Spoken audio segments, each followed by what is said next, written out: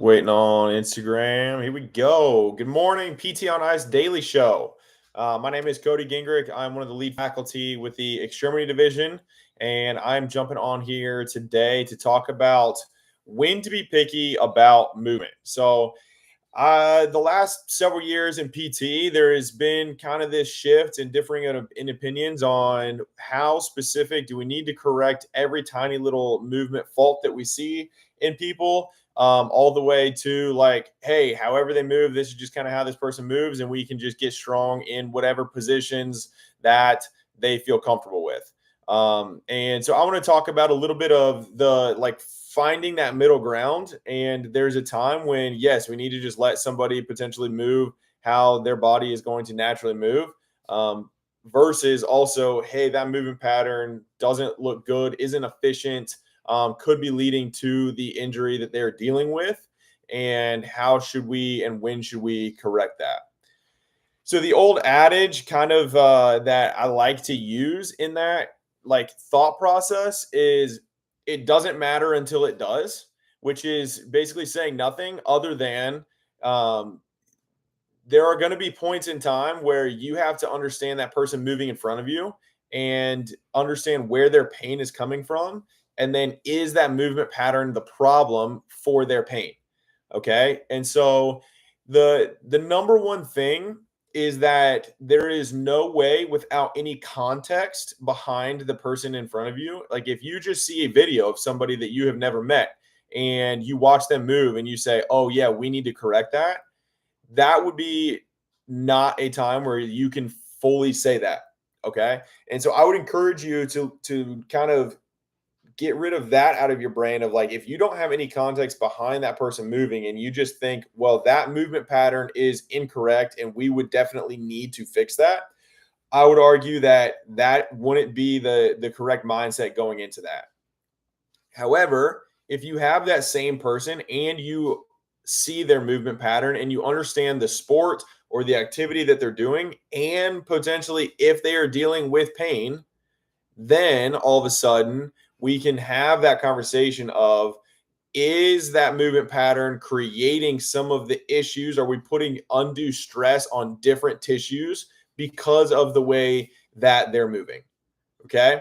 And so a couple examples of this, a lot of times this is going to be, if we talk about patient population, if we're dealing with someone who is an older adult and they have a very low movement standard already, like they have not really done much moving and they are generally deconditioned and just need to create any type of strength adaptation as possible. Of course, we want to teach them how to hip hinge and teach them how to squat and do some of that. But does it need to be the cleanest, prettiest squat or hinge that you've ever seen? Arguably, no. Okay. Right now, we need to just get all of their muscles moving together in whatever capacity they can in order to just start that strength training process. Change their homeostasis, change their overall body structure so that they can move one thing to another. Okay. And so with that population, I would say go more on the air of how they're moving is not quite as important as what they're doing and what they're moving. Okay. Of course, changing from a squat to a hinge or whatever pattern you're wanting to look at, a lunge, a step up, those type of things. But if their knee shifts a little bit one way or the other, or they have a bit of like a hip shift when they're squatting, or it's not the prettiest hinge you've ever seen, like their chest isn't quite upright, like all of those things, you want to try and work towards them, but you don't want to limit their ability to do that movement because it doesn't look perfect. Additionally, if you're dealing then, if we flip the coin and we talk about more high level athletes, if we talk about high level athletes and you are just watching them move and don't have any context yet, and you see them and they say, like, potentially this is like top of the top, right? They have potentially created adaptations and movement standards and movement positions that create the proper adaptation for whatever sport they are doing. So if you think more unilateral sports, I've been watching the Olympics the last couple of weeks, right? There are some incredible athletes. Those people are not going to be symmetrical. So if you think about a shot put thrower. Like those people are incredible, both men and women, like throwing those weights incredible distances. They are not doing that on both sides. So they are going to naturally have one of their push off leg and their throwing arm is going to be stronger. And so when they do then bilateral movements, there is a chance that that might not look exactly the same every time. But if they are not dealing with any pain or discomfort, then maybe that's not really a big deal at all. And that's actually helpful for them. When we want to start looking at actually diving into some of those, like, hey, we need to really adjust how you're moving and pay really close attention, is going to be when either that same athlete that I just talked about is dealing with pain and it's more of a unilateral thing, or B, if potentially the way they're moving is inefficient for the sport that they're doing, right? So sometimes when we think about, especially our fitness athletes, when the clock is going, their body just says, hey, I need to get from point A to point B as fast as possible. And a lot of times as fast as possible does not necessarily mean as efficient as possible. And they end up overloading one joint, one muscle, something, because that is the way their body has just started to adapt because there's a weakness lying somewhere. Okay. So then in those moments when there is actually pain involved, that's when, without that context, you're not going to have any idea. But with context, we can start teasing out, are there weak points? Are there mobility deficits? Are there different reasons why they are moving in these poor movement patterns? Okay. And so a lot of times that's where just a poor movement pattern, but if you end up looking at it and say, well, everything is moving or everything is strength wise pretty equal, their mobility is pretty equal, now we're dealing with something a little bit differently. But if there is a weakness leading to a movement restriction or a mobility leading to a odd movement pattern that ends up overloading those tissues, now we need to start looking at, well, we need to potentially strengthen that area of weakness or improve that area of mobility. And then that freedom of movement can increase. And now we have a little bit less stress taken off of the tissue that's irritated, and the other potential tissues can take up some slack as we build them up. So as opposed, this is kind of going backwards again. So in our heads, when we're watching movement patterns, think more so, is this something where we are creating an overload of a tissue that is unnecessary and creating pain? And what is weak that is trying to make that happen? And sometimes the weakness area can be the thing that's irritated, or sometimes you could actually have that stronger side or stronger tissue area be the thing that is just constantly being used repetitively. So with the example of our fitness athletes, think one of those athletes that does, if they're doing burpees and they like to do step back or step up burpees, and they like one side over the other. Okay. A lot of times that is not a problem at all.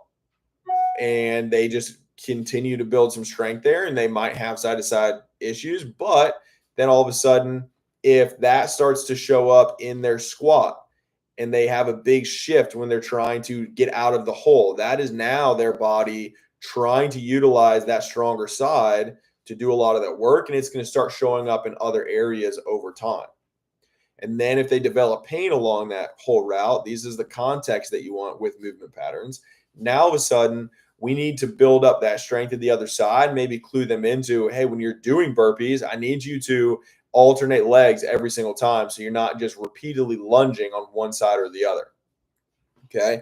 And so at that moment now, we are adjusting movement patterns and then working on their squat pattern. So we might need to say, okay, we need a pause, and we need to make sure that when we drive out of that hole, we aren't getting any type of shiftiness side to side, and we're not overloading that one hip or that one quad that you feel dominant in. Okay. So that's where, with this, when does it matter versus when does it not? Okay.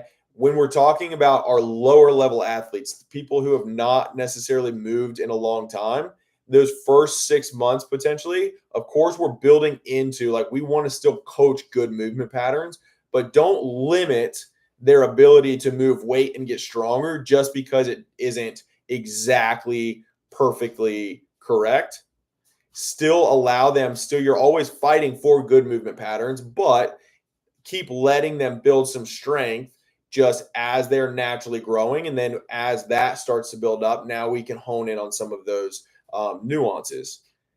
As an elite athlete, if they potentially need those differences in movement patterns, but in the absence of any type of pain or anything like that, don't just automatically assume they need to really change how they're moving, or that's asymmetry in their squat or their deadlift or something like that is a problem. It might be an adaptation that they literally need. When we need to start changing and looking a little bit more closely and honing in on very specific movement patterns, think more so if pain comes on board with any of those movement patterns, or you notice a big mobility deficit or a big strength deficit that causes that shift or that change in movement pattern. And if you can then either coach that out or change their strength or mobility, that's then when we can start teasing out some of these like nuances in movement. In the extremity course, we talk a lot about extrinsic versus intrinsic cueing. Okay. Our extrinsic meaning like not saying, hey, squeeze your lats, squeeze your glutes. Like those are more intrinsic things that people think about. But instead, it's like, hey, I want you to drive your head through the ceiling. Okay. So doing something like that, I want you to punch that bar through the ceiling, or I want you to drive, like break a board under your feet when you're standing up out of the squat, something like that, where you're going extrinsic cueing. And that's going to be more so, can you cue some of these movement patterns out? If we notice more of that weakness or a mobility type of deficit, that's when we need to really hone in on, are we really thinking about moving in the right patterns and using the correct like tissues and muscles that we want? And can we get a little bit more specific? If you're noticing, hey, that lateral hip is a little bit weak or their quad is a little bit weak, now all of a sudden, if you're doing more specific movement patterns, you can start thinking, hey, I really need your brain at your quad, and you can like tap the quad. You can have some kind of stimulus at the quad. I really need your brain focusing in on this quad. And that's where out of the bottom of that squat, I need you squeezing that really, really hard. Or I really need you thinking like that muscle that we just got burning from a leg lift or doing the side steps, like that's that area in your hip that I really need you honed in on. And that's going to create some of those movement pattern shifts as well. So utilize both our extrinsic coaching and our intrinsic cueing in order to change some of those movement patterns. If you have determined, like you have that context with your patient, you understand like there needs to be some nuance to this movement pattern that's going to be more efficient for that person, and they have been working around something for a very long time and their muscles have adapted to that, and now it's getting to a point where it needs to be addressed. Okay, that's what I've got for you today.